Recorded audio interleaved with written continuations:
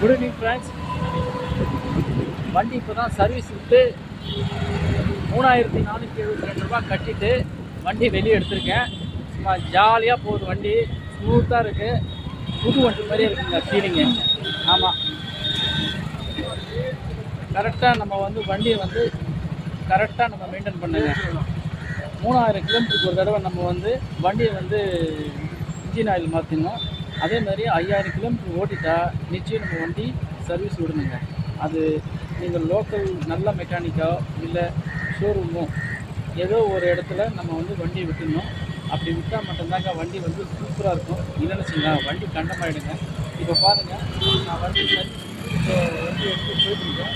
செம்ம ஜாலியாக இருக்குது, செம்மையாக இருக்குங்க வண்டி. புது வண்டி ஓட்டு இருக்குது, நல்லா ரிப்பேர் பண்ணி கொடுத்துருக்காங்க.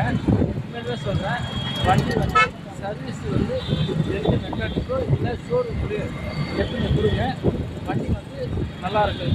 இன்னும் நமக்கு வந்து இன்னும் நிறைய கிலோமீட்டர் நமக்காக கொடுத்தோம். வண்டி நல்லா நமக்காக உழைக்குங்க. அதனால் நம்ம உடம்பை நம்ம பார்த்துக்கிற மாதிரி நம்ம வண்டியை நம்ம பார்த்துக்கணும்.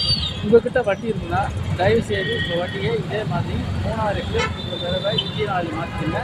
அதே மாதிரி உங்கள் வண்டியை வந்து ஒரு 5000 கிலோமீட்டர் 4000 கிலோமீட்டர் ஓடிச்சுன்னா தயவுசெய்து எடுத்து சர்வீஸ் கொடுக்கணும். சரிங்களா? இதுதான் நல்லது. வண்டி இன்னும் நல்லா ஸ்மூத்தாக நமக்காக வரும். இன்னும் நமக்கு வந்து 1,00,000 கிலோமீட்டர் வண்டி வந்து நல்லா நமக்கு வந்து உழைக்கும். சரிங்களா? Okay friends, bye friends.